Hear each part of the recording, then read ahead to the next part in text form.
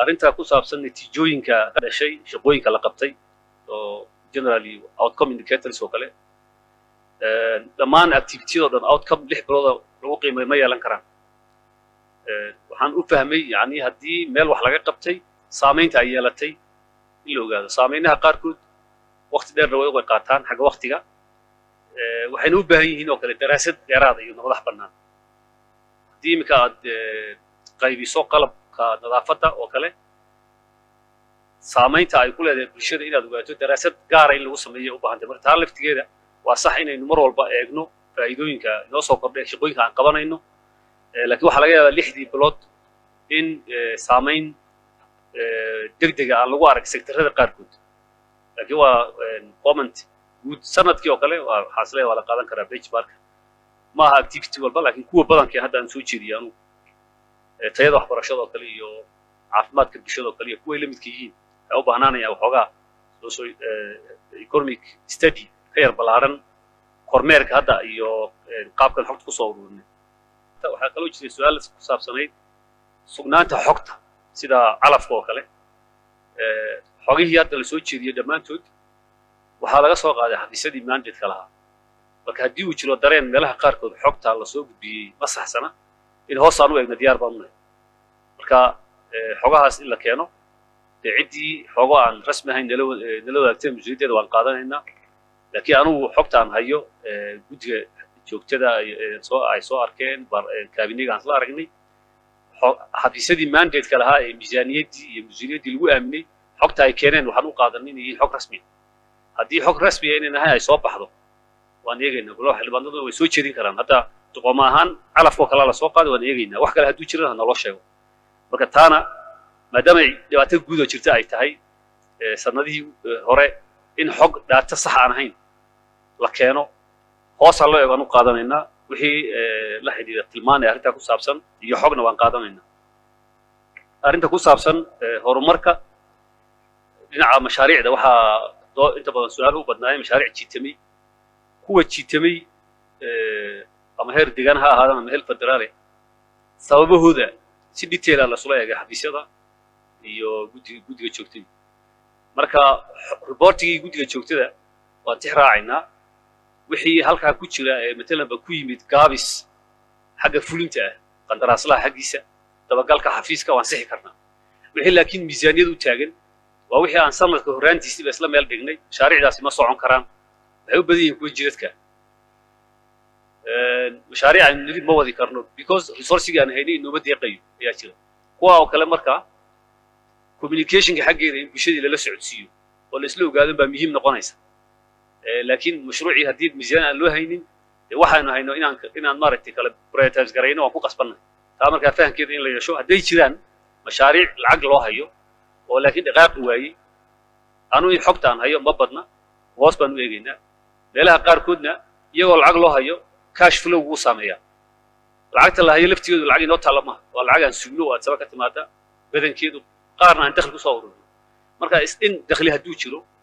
dhinacii federaalkana lacagihii la soo diray laftigooda mararka qaarkood sidii loo baahnaa aynu u imanayn dabcan qandaraaslihii waxaa laga yaabaa isagoo xaq u leh lacag in la siiyo in la siin kari waayo miisaaniyaddii way ugu jirtaa laakiin cashkii baan oolin caqabada noocaasana xafiiska maaliyadda way la kulma oo haddana laftigeeda jidadka jijiga ay wadaan lacagtii waa loo hayaa jidkan ayarheelka oo kale laakiin cash flow hadduuna jirin xafiiskii hadduu yidhaha toddobaadkan lacag ku filan intaasa ma hayo dakhli noocaasa ma ururin ama lacag ima iman waxay noqonaysaa 15 cisho dambe in la sugo ama bil marka gaabis ka imanaya xagga dhaqaalaha inuu yahay in fahamkeeda la yeesho ayaa fiican mashaariicda federaalku way jiitamayaan gaar ahaan jidadka warbixinta shirarkii u dambeeyay aan ku soo qaadnay waraaq qoraal oo xafiiska ra-iisul wasaaraha ku socotana waan geynay xafiiska jidadka ee heer federaalna way og yihiin mashaariicda ay hayaan ay gacanta ku hayaan ee jidadka iyo lacagta ay hayaan inay cirka u dusiyeen shaqo isku lahayn marka taagaas meelahayna deegaankeena oo kale meelaha qaarkood waxay bay yidhaahdaan deegaankiina bay ka socdaan jidad meelaha qaarkood la yidhahda marka taa yani si guud ka soo qaadi 500 bilyan tusaale ahaan mashaariic ay gacanta ku hayaan laakiin lacagta loo allocateeyay 50 bilyan ay tahay way ku qasbanaanayaan halkii 100 kilomitir ahayd inay 5 kilomitir 7 kilomitir dhaqaajiyaan marka halkaana insaan loo fahmo innaga laakiin ahmiyadna la siiyo weliba dooda House of Federationka maalinka waxaan niri maadaama anigu aan dib u dhacnay waxaa la yidhi waddooyin badan baa la siinaya ilaa 17 waddo cusub marka haddii 5 sano 6 sano ay iska taagnaadaan macnaheedu waxa weeye dee afar ka daba tagii wixii hore ee dhacay ee la sixi lahaa ee laguma guuleysanayo lacag la'aan darteed marka magaca u yaal ahaan way noogu jirtaa laakiin haddii hoosta ay ka ful weydo it means inaanan mashaariicdii qaar ka qatanay awal aanan haddana imika wax ka helin bay noqonaysaa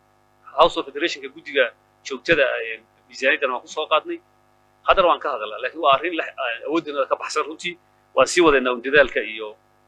maaragtay xusuusinta mashaariicda jiitantay marka laga tago mashaariic waxaa jirta lacagta laga wareejiyay baa la sheegay mashaariic noocaas oo fara badan ma ogi mashruucii la soo qaaday geeldoox lagama wareejin laakiin 6 bilood ba hadda aan maraynaa mashruucii hal lagu dhaqaaqo oo macno leh oo injineero ay keenaan ma hayno team Shiinaha loo diray 600 milyan bay yiraahdeen waa inay ku shaqeeyaan xogtan 5 milyan baa wadada banaynaysa hadday dhab noqoto lacagtu waa lagu imanaya hadday dhab noqoto laakiin halkan hoolkan bay ka soo baxday annagu teamkii aan diyaarinay technicalka ahaa ee nida arrintan eega waxay yiraahdeen waxaad u baahan tihiin lacag inta laga wax macno leh laga qabto meesha marka aan isla eegno codsiga xildhibaankana waan tabashada wad maqama xafiisku nagu jira shir intaan qabsano aan eegno lacagtii loo hayay in ku filan waa la qaban karaa meel ka soo wareejinay lacagta maxaa loo wareejiyay waxa loo wareejiyay laamiyada guday why because lacag baa lagu yeeshay waddooyinka inay istaagaan bay noqotay marka xagga wax qabadka ma in mashaariicdii socotay lacag la'aan ay u istaagtaa daran mise mashruuc aan bilaabanin oo weli lagu jiro detailkiisa markaan eegno waa lacag aan ka sii amaahno kale laakiin annagu hadda ama guddigiisa aan ka keenno ama aan lacag kale soo dalbano haddii ay caddaato mashruucaas maadaama oo issue of equity ay imanayso meesha oo yani inkastoo deegaankeeni wadiya oo wixii inagu aan wada leenahay haddii caddaato in mashruuca lagu fulin karo lacagta la sheegay xildhibaanku sheegay diyaar baa loo yahay inaan dhaqso u galno oo hawsha aan qabanno haddii kale waxaa muhiim yahay qorshihii hore la dhigay mid ka ballaaran in la galo oo maadaama maaha macnaheedu maadaama wax laga qaban karin maaha wixii laga qaban karo inaan isla eegno waan ku qasbannahay laakiin ma ahayn mashruuc maaragtay si kale wax looga wareejiyey mashruuc kale oo inaga istaagayey oo socday oo caqabad technically ayna haysanin yaa lagu furgaamiyey haddii loo baahdo mashruucaas iminkaba xal yimaadana lacagta meel laga keena waa la keenaya arrinta kale ee taallay waxay ahayd mashaariic aan baarlamaanku ansixinin sida fundiska oo kale qaabkee loo allocate gareeyaa mashaariicda fundiska oo kale laftigooda xafiiska qorsheynta inay soo maraan waan ka heshiin laga yaabaa meelaha qaarkood in goldololooyin jira awgeed xogo aan la soo gudbin ay jiraan laakiin waxa ugu dambeeyay waxyaalaha fundiska matalan mention foundation ayada la yiraahdo ceelasha ay qodayso yaa kamid ah waxa kamid ah iskuulada ay dhisaysi intaan ogahay marka kuwaas oo dhan xafiiska qorsheynta waa loo soo gudbiyaa annaga waa naloo keenaa waa isla eegnaa iyadoo lagu salaynayo equity-ga waxaa la raacaa baahida meesha ka jirta talaba iskuulaadka oo kale hay iskuulaha haddii aad helo waxaan odhanaynaa degmooyinka aan dugsi sare lahayn waa kuwee iminka degmooyinka aan lahayn waxaan umalayaa tusaalahan boodaley oo kale ma laha marka next haddii mashruucu hay noo keento ay tiraahdo xaggeen geynaynaa waxaa la odhanayaa kuwa aan lahayn standardka ka duulaynaa waxa weeye dugsi degmooyinka aan lahayn aan geyno marka prioritization noocaasa la sameeyaa haddii xagga xogta wadaagga ay dhibaato ka jirto waan la wadaagaynaa insha allah haddii la yidhaah mararka qaarkoodna hay-aduhu iyaga meelaha wax soo qorsheeya laakiin annagu inputkana waa ku darsanaa wixii ay nagala tashadaan ay yidhaahdaan iskuulaadka oo kale waa lagu daraa su-aasha waxaa kaloo ku dhex jirta hay-adaha aan dawliga ahayn warbixinta waxqabadkoodii away si gaara looma soo jeedin laakiin sektarada way ku jirtaa tusaale ahaan qoloji waxaan ka sheekaynay in iskuul loo dhisay dugsi sare iyo dugsi hoose waxaa dhisay UNICEF sektarada kale biyaha oo kale waxaan aynu ku darsanayno intaas dad la gaarsiiyay UNICEF mashaariic ay taageertaa ku jira waraabka oo kale mashaariic federaalku fulinayo yaa ku jiraya marka sector ahaan maadaama loo soo ururiyey implementing agency-gi lama sheegin yaa fuliyada lama sheegin laakiin way ku jirtaa waxaanse u qaatay su-aashu inay tahay si aan u ogaano waxqabadkooda iyaga laftigooda iyadoo si urursan bal hay-adahani maxay inoo qabtaana inaynu gaar u haysano warbixinta faahfaahsan way fiican tahay waxqabadkooda iyo waxay nagu kordhiyaan si aan u ogaano sectorkeena nagaga milmi aan u qaatay waa tala fiican weeye mustaqbalka in sektaradaas waxay inoo qabteen iyo wixii miisaaniyadda lagu qabtay inaan kala saarno reportiga ka cadaato waan qaadanaynaa talo wax ku oolaway arinta ku saabsan kale meesha taala fundiska taa waan ka jawaabay waxaan arinta mashaariicda sidee loo allocate gareeyada dhanka مثلا fanka oo kale xagee la geeyaa mashaariicda waxaa xusuusin mudan golahan xildhibaanadu in badan aan ka doodnay doodo ay la kamid ahayd isla xisaabtanka waxaa kamid ahaa oo laga caban jiray mashaariicda qofku meesha uu joogo geynaya taa oo kale waxaan isleeyahay hadda maadaama xafiiska qorsheynta la sameeyey institutional waa laga jawaabay 100% ma saxantay laga yaabo inay saxmin weli dad siyaalo kale isticmaalayo oo farsamooyin kale inay ku tabamaraan way jiri karaan laakiin institutionally yani waa la kala qaaday awoodii xafiiska iyo mashruuca sida daraadeed xafiis x qofka jooga mashruuc soo damacsan yahay meel lama tagi karo walaal xildhibaanada mashaariic la keenay lama ansixinayo marka mustaqbalka maadaama ay xafiiska qorsheyntu ay diyaarinayaan kabineyga uu la eegayo baarlamaankii la keenayo way adkaan doontaa in ay jiraan mashaariic aydan ogeyn oo cid gaar ah ay meel kala geysanayso still games yarar iyo waxaas way jiri karaan kuwaana sidii loo sixilo waa lagu jiraa laakiin institutionally accountability waa la saxay xafiis wixii meesha yaalay adaa soo hayada ahayd waa la kala qaaday marka iibko kale accountability-ga hay'ad baa la sameeyay procurement agency la yiraahdo iyada laftigeedu waa isla xisaabtankii yani meeshii isugu ururin qofkii cid kale oo ka duwan dadkan waa bilaadan halkan waxa qofka looga shaqeeyay kala uu yeelan kara laakiin at least institutionally waxa isku qoofalan ma waxa isku qoofalan oo qofkii maartay oversight una lahayn ma noqonayo marka halkaas ay soo galaysaa arinta mashaariicda maartay laga hadlay xagga accountability-ga maxay hay'adaha dawliga aan gobollo u joogan gobol iyo degmooyin meelaha qaarkood ay u joogin taa inta badan waa marka u horeysay barnaamijka ay sameeyanayaanba iyaga u madax banaan inay sameystaan tashi way sameeyaan laakiin deegaankeena meel aan baahi ka jirin ma jirto iminka hay'adda noo timaadee tiraahda waxaan rabaa inaan ka caawiyo dadka saboolka ah dhanka caafimaadka iyagoo eegaya analysiska iyagoo ay sameeyeen waxay odhanayaan degmo heblaayaan ka samaynaya ama gobol heblaan ka samaynaya iyagaa soo qaadanaya meel aan baahi ka jirin deegaankeena ma jirto marka way yar adkaanaysaa in la yidhaha halkaa ka samaynaya halkaa gee waa la yidhaahdaa oo haddii meel ay muxuu ahaayey faakahays ku noqonaysa ay jirto waa la odhan lahaa laakiin baahiyaha ka jira deegaanku inta badan gobollada aad maartay isuma dhaamaan marka waa la eegaa xafiisyada ay la shaqeeyaan arrintaa way ka tala bixiyaan xafiisyada ay la shaqeeyaan oo xafiiska waxbarashadu haddii wax u yimaado hay'adda markay la seexanayaan heshiiska ay yidhaahdaan waxaan rabnaa inaanu waxa kula qabanno inta badan xafiisyadu way jiheeyaan marka element of the waxoogaa autonomy way leeyihiin hay'aduhu meelaha ka shaqeynayaan inay iyagu doortaan ina waan jihayn karnaa gobolladana sida ay u kala population badan yihiin sida ay accessibility-ga uu yahay way u kala badnaan karaan qaabka iyagu ay u eegayaan haddii aan leenahay bal aan samayno mapping oo hay'adahani meelaha ku badan yihiin meelaha ku badan intaan eegno meelaha ku badan aan ku riixno iyadana waa arrin aan qaadan karno gobollada hadda aan kala hadalay hay'adaha UNT kuwa kale waxaa ka mid ah gobolka Afdheer gaaraan meelaha xuduudaha kala inta badan iyadoo amni darro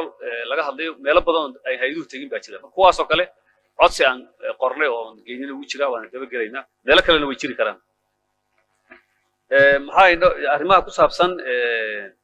maxaa inooga qorshaysan sicir bararka iyo arrimaha qaarkood qorshaha maxaa noo qorshaysantaa xagga mashaariicda wixii qorshe ah waan isugu soo laaban doonaa sababtoo hadda waxaan qiimeynaynaa waxqabadka qorshihii hore aan haysan marka wixii qorshahan ku jirin waxay noqonaysaa hadda laftigeeda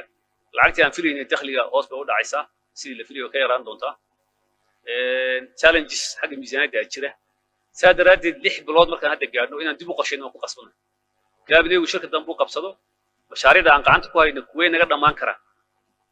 waa ahmiyadda aan siinaa kuween dib u dhiganaa waa la isweydiin marka reprioritization baa la samayn doonaa waan la soo wadaagi doonaa golaha maaragtay guddiyada joogtada inay qayb ka noqon nala ogaadaan iyagoo wakiilka golaha reprioritization-ka la samaynayo wixii qorshe inaynu dhaqaajino u baahna ama baahi ha noqoto ama dhammaad mashruuc ha noqoto labada dhinacna waa ka eegayna waan qaadanaynaa wixii kalena waa baahi u baahan in la qorsheeyo oo sanadka dambe tegi doonto weyn saa inaan ula soconaa muhiima arrinta ku saabsan waxyaalaha qaarkood su'aalaha qaarkood waxay la xiriiraan shuban biyoodka oo kale waa laga jawaabay ilaa 20 degmo iyo ku dhacay caadiyan maadaama dadku biyo nadiif ayna cabin cudurradani cudurro soo noqnoqdo weeyaan marka ilaa 4 degmo iyo ku harsan yahay waxa ugu daran galbeedka city oo dadku weli meelaha qaarkood ayna jooginba meelihii laga caawin lahaa dareensi oo hadda ay maaragtay dad xoolo dhaqato oo guurayo meel biyo ka cabaya ay tahay maadaama hadda informationkoodii la helayo kor buu u kacaya incident report kor buu u kacaya waxa laga yaabaa awalba jiri jiray laakiin hadda incident report kor buu u kacaya maadaama isgaarsiin ay jirto oo maaragtay warka wax fiican weeye in dadka baahidooda ogaano iyo dhibaatadooda jawaab celintiina guddi baa loo saaray waana la wadaa ka soo reyn fiicanna way ka muuqataa arrimaha kale la xidhiidha dhanka tayada waxbarashada kale tayada waxbarashadu waa geed aad beerayso oo waqti ku soo baxaya marka su'aalo badan hadda la soo qaado sanadkii hore waxa dhacay intaas oo ardayda kale sanadii ka horreeyay kuwii baasayay maxay ahaayeen inuu wax hoos u dhaceen oo kale aragti laga dhigaya jirta hoos ma dhicin standardkii lagu shaqeynayay baa la bedelay haddii lagu wadi lahaa sidii hore maynan ka wada hadleen baa 7 arday baa baastay iyo 1.5 ton qishkii bay ku socon lahayd ardaydu 75% boqolkiiba 80 bay baasi lahayd ushuma taagnaadeen maadaama arrinta imtixaanaadka la adkeeyay cudurkii jiray dalku soo baxay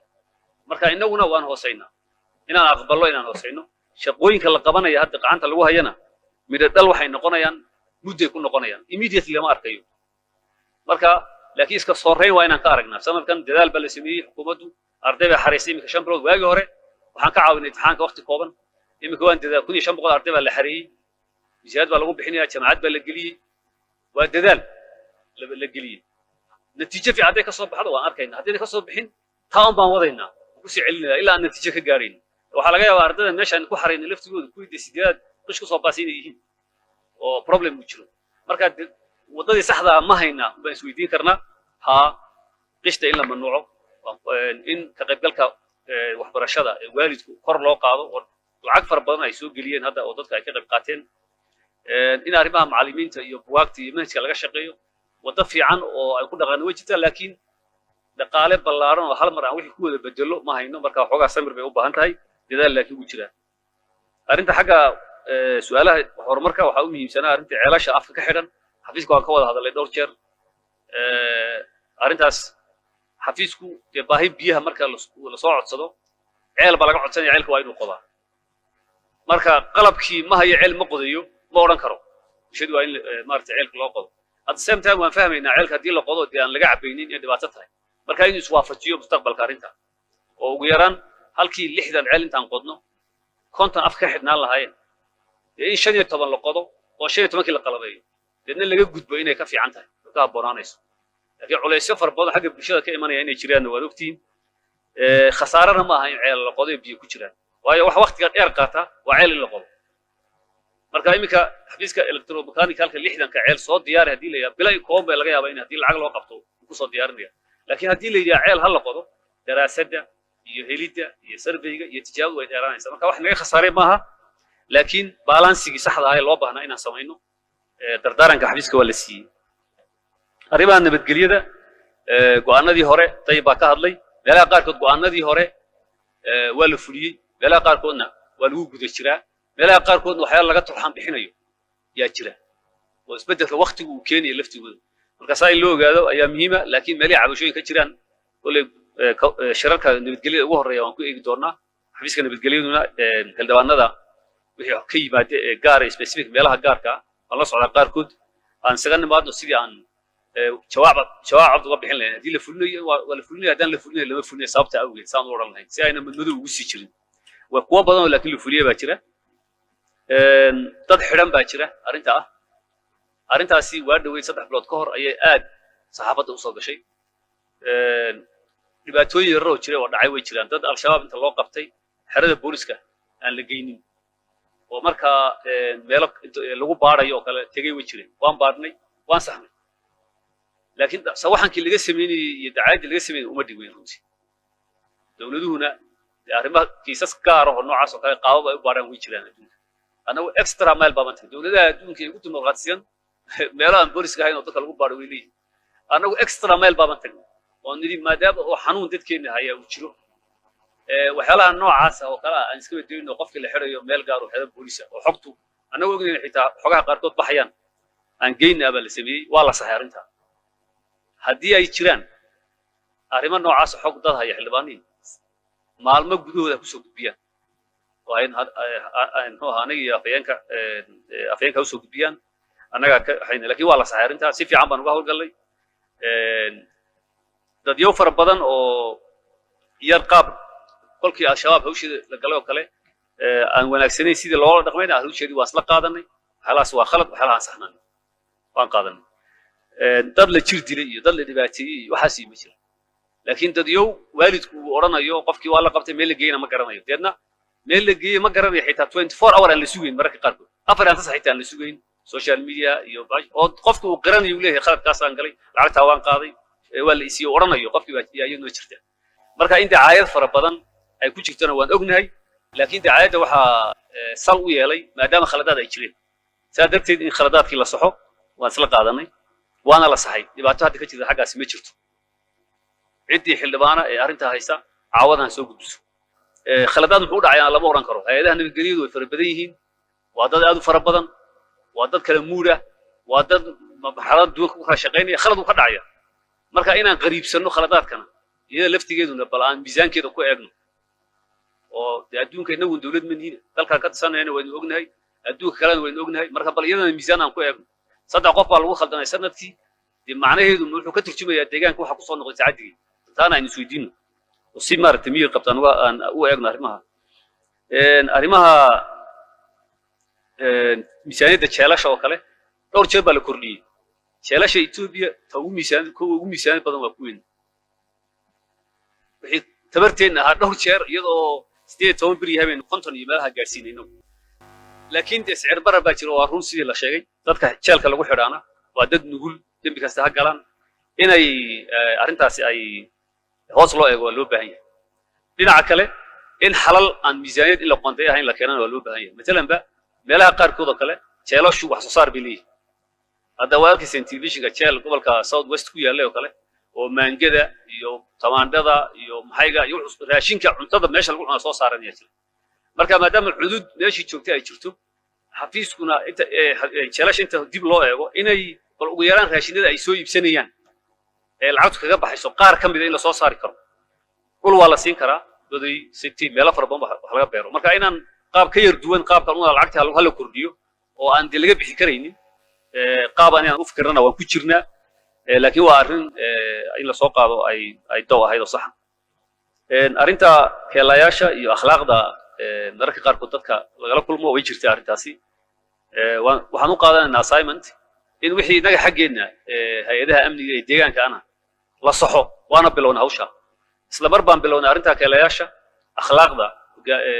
عينك بيش هيشوف صدق ولا رقميو يا أرنتي هيدا بالقبتها ولا قريادة سكبر بها وشا كهول قال لي وأنا مثلاً آدي حاولت أسهلتها ورنتها لكن دعوي ودعيان دعوي كان مالي لا لو حليا مالي لا تلف قاس مالي نهبين وصار هالك قفوا سال وسمي سدا بسمي تلابوي ولا قادر رنتي مركا إن باترن نقول يا سيستماتيك إن نقول واحد شوكتي أو عادي إن نقول وأنكد ذلنا دعوي كنا توبرني هاد عينك اللي جري لفت جود قيب كهاين فوقها إنسان كإن مارت دبلو فانسيو مالها مارت كتغرفته أي شيء إن مارت لقى صحو وتربانكنا إن الله تعالى نويته والمسؤولين هان إنه لبعض الشعب كنا وين قادنا وحيد شروع ودن كيال إلا أنت اللي هجاجينية شرعيتنا إن أنقول قانون وتربان كان إلى إنه قبلنا وقصبنا مسؤولين سارين ويان أنت أقول سيدنا حاجة وحوي تحوله أنت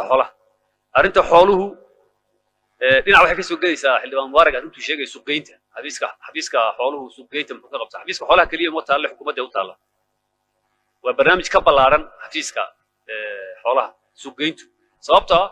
commercially xoolaha in dibadda loo dhoofiyo shuruuc international loo baahan yahay jira quarantine service kiba loo baahan yahay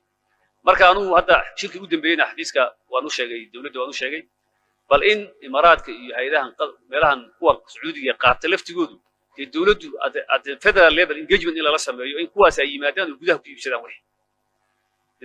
ila la sameeyo shirkadaha noocaas hadii oo dhoofiya waayo xoolaheena waxa wala dhoofiya marka cidda dhoofinaysa ciddii ka dilaalaysa inaga inoo imanaysa dadkina option ma haystaan ciddii hadii ayna haysan ka iibsanaysa kan bay ka iibinayaan ila way baahan yihiin marka in suuqgeynta wax laga qabto waa arinta ugu weyn runtii noo taalo weeye xukuumadani ilaa hadda hal degmooyin samayn baa la yidhaha marka la dhaliilayo sidii iyadoo oo in degmooyin la sameeyo in magaalooyin magaalooyin la sameeyo sidii iyadoo ay tahay performance indicator ay tahay xaqiiq ahaan 99 degmee waagii la sameeyey iyo 26 maamul magaalo haddii lagu socon lahaa inta yar horumarka imika deegaanka laga sameeyey ma hirgasheen ay lacagtooda waxay ku dhamaan lahayd capital iyo current bay ku dhamaan lahayd current budget bay ku dhamaan lahayd saasoo jirta haddana dee maamuladii la dhisayey inequity bay xaggii resource-ga keenayaan xaqiiqo weeyaan yani shaqaalayntii iyo mushaaharaadkii iyo wixii dadkii macnaha waxay keenaysaa meelo badan imbalance baa jiraya imbalance-gaas ee ku saxna markii la yidhi daraasad aan ka duulo iyo wax cilmi ah oo qiyaastii waagii hore lagu sameynayey iyo nin jeclaysigeeyana ku salaysnaan oo wax la isla gartay oo golahani uu ka garaabay uu yidhi halkaas way u baahan tahay ha noqdo iyo intaa lagu soo jiray dooda laakiin waxaad moodaa in waxyaalo fara badan dabada la iskaga xidhayo oo taasina ay keentay in dee cabashadii shacabku ay sii xoogaysanayso oo ah waa run perfect ma aha wixii hore samaysmaa kuwaad samaynaysaana perfect ma noqonayaan laakiin dee su'aalaha aad ka garaabaysaan ugu yaraan ee muran ku jirin soo in la sameeyo soo maaha arrintaa baa taagan marka arrintaas waxaan isleeyahay xilligii laga jawaabi lahaa way gaadhay wuna noo socdaa discussionkii noocaas ahaa arrimaha dee maamul magaalooyinku waaba heer kaabine oo iyagu daraasaadka iyo wax laga duulayo oo jiraana way jiraan oo asaasa waxyaalo kale oo dee arrimaha marka la sameeyo soo baxayaana way jiri doonaan iyaga laftigooda kuwaana saynu yeelaynaa way noo socotaa laakiin waa hawl aan isleeyahay waa in laga garaabo waxna laga qabtaa waana ku guda jirnaa hawsha in wax laga qabto arrimaha maamul magaalooyinku waxay toos u taabanayaan oo kale dhanka horumarka laftigeeda hadda arrin soo noqotaa jirto oo ah deegaanka horumarku meelo gaaro ayuu tegayaa xaqiiq ahaan markaad eegto mashaariicdii la fuliyey 5 sano u dambeysay iyo ka horba markaad eegto wax badan oo imbalance ah oo mashaariicda ama heer degmo laga fuliyo ama arkimis laakiin imika waxaad moodaa bariyahan waxaa isha soo gelaya urban development-ga magaalooyinka oo kale gaar ahaan 4 magaalo caasimadda ta ku xigta 4 magaalo waaweyn oo laamiye laga sameeyaa jira marka laamiyada oo kale definitely meelo muxuu ahaa magaalooyin gaar ah ayaa laga sameeyey marka su'aalo aakhirka ah meelihii kalena inay yimaadaan waa wax la filayo laakiin dadku isku wada baahi maaha meel walba isku baahi maaha saa daraaddeed haddii xitaa meesha loo arko magaalo kale oo laami ayna priority number 1 ahayn oo laydhku yahay 24 hour ku laydhku yahay baa jiri karta kuwa isbitaalku yahay jiri kara in meel walba baahideeda iyadoo la eegayo cadadka miisaaniyadda ee gelaysa ay isku dhawaato proportionally taa ayaa muhiima laakiin meel walba isku wax laga sameeyo lama oran karo saasoo tahay horumarinta magaalooyinka phased approach in lagu wado oo meelo baahida hadda laga sameeyay la hakiyo oo meelaha kale aan laga sameyn haddana xoog la saaro waa lagu qasbay marka ula kac waxa maaha mana sida loo dhigayo guriga wadareed baa la dhisay 12 gobol jijiga marka laga reebo 10 waa la gaarsiiyay iskuulaadkii la dhisay isbitaaladii la dhisay health centeradii ambulaansiyadii la qaybinayay jidadkii la sameynayay way aan large iyadoo baahi laga duulayo iyo maaragtay deegaanka siyaalo badan bay u gaareen laakiin maxaan islaa meelaha hadda bariyahan yar xooga la saaray dadka lagu abaabulo meelaha qaarkood waa arrimaha laamiyaduna caasimadda magaalada ku xigtay in lagu bilaabo dawba ahayd kuwa kalena UIDP-gii in laga faa'iideysto saxda ahayd marka taas waxay keenaysaa su'aashii ahayd magaalooyinka haddii la leeyahay magaalooyinkii meelihii ahaabaan horumarinaynaa dee marka magaalooyinkii waa in la ballaariyo oo ay ka bataan 6dii su'aashii ahayd baa imanaysa si yar ay fursadii u helaan oo ay u xadibnaan marka arrimahaas waa codsiyaha soo baxay waa laga jawaabaya iyagana insha Allah diyaar sida ugu habboon ugu cadaaladsan perfect wixii ma jiro cid wax tabata lama waayi doono laakiin in lagu dhiirado way go'aanada qaarkood waa in lagu dhiirado oo la fuliyo wixii loo arko inay gaabka equity-ga ee jira xagga horumarka wixii ku soo dhaweynaya waa in la sameeyaa maamuladii inaga horeeyay way mid walba waxbay sameeyeen waxay sameeyeen positive nagu laha negative nagu laha inagu kan sameeyna asaas noqon doono 100% wax lagu qanacay ma noqonayo laakiin ugu yaraan baahiyaha hadda jira tabashooyinka qaar buu ka jawaab qaarna way sii taagnaan saynan inaan u galwa qasab dhanka matalaada magaalada jijiga in badan baan ka dadaalay anagu runtii xagga guddiga doorashooyinka caqabada ka jiray ahayd sanadkii hore marba bishii July la yiri waa la qabanayaa haddana isbeddelkii ku yimid maamulka dhexdiisa iyo maamulka election boardka ayaa dib u riday nasiib wanaag hadda warqad bay noo soo direen 4 cisho kadib in arrimihii noocaasa laga wada hadlayo oo la tago Addis Ababa marka kole xafiiska nabadgelyada loo soo diray laakiin waan raacinaynaa mas'uuliyiin kale halkaa in la wada joogo oo inaga weliba caasimaddeennii maadaama ay tahay Jigjiga oo amni darre ka jirin oo sabab meel kale lagu xidhaa jirin in strong advocacy aan samayno urjaboodhiguna hadda maadaama maamul cusub yimid dee inay arrintaa dhibaatada nagu haysan nala fahmaan waan rajaynaynaa arrinta ku saabsan dakhliga lama qaadana waa la yidhaha vaadka kale dhibaata ka jirta mashiinada waana lacag badan lamana helo dadaal badan baa laga sameeyey laakiin waa caqabad jirta weeyaan lama qaado waa run meelaha qaarkood dadaalkii waa la wadaa laakiin hadda degmooyinka kale dadaal fiican baa ka muuqda magaalooyinka cilad baa ka jirta hoos loo eego weeye waana ku jirnaa hawshaas magaalooyinka arrinta double taxationka shuruucdii aan qorannay taxiga ku saabsanaa wax garab basan hadduu jiro waan eegaynaa haddii shuruucda ay yihiin dhibaataduna dee sharcigu in isaguna inta lasoo bandhigo oo la daraaseeyo oo ciladuhu ka yimid la eego matalanba taxiga dhulka oo kale ama taxiga productionka wax soo saarka saamaynta uu ku yeelanayo wax soo saarka uu ku yeelanayo iyo incentive ka magaranaysa uu jarayo yani qofka haddii uu wuxuu soo saaray dhulka aan beeraha kordhinaan wax soo saarka inaan dhulka canshuurna cid waxba ka imanaya cilada in hoos loo eego oo sidee qofka hadduu dhulka soo saarayo loo encourage gareeyaa in wax soo saaro production oo la yiraahdo dhulka haddaad wax ku qabsanayso canshuurta waa laga yareynaya haddaad wax ku qabsanayso ku woodan yahay waa lagu dallacaya si loo encourage gareeyo qofku inuu dhulka ka soo saaro waxyaalaha noocaas ee policyga la xidhiidha waan eegaynaa hadday jiraan dee dad si khaldan uga faa'iidaystay oo canshuurta sharcigu dhigay ka badan dad ka qaadaya ama to aan ahayn iyadana waa xogteeda hala keeno hoos baa loo eegay insha Allah hadii la yiraahdo laakiin shuruucda qoran baan ka duulaynaa marka aan ka hadlayno double taxation wixii sharcigu leeyahay hala tax gareeyo double taxation ma arrimaha dakhliga sanadkii hore markii ay sanadkan bilowgiis markaan isu yimaynay waad ogtiin walaal xildhibaanada anagu waxaan soo jeedinay 16 bilyan waxaa loo arkayay inay aad u badan tahay waa laga cabanayay 12 meelahaas malaha macquul ah lahaa iyadoo laga duulay sanadkii ka sii horeeyay 9 baynu soo ururinay laakiin hadda anagu projection kan hayno 82% hadda la soo ururiyay lacagtii so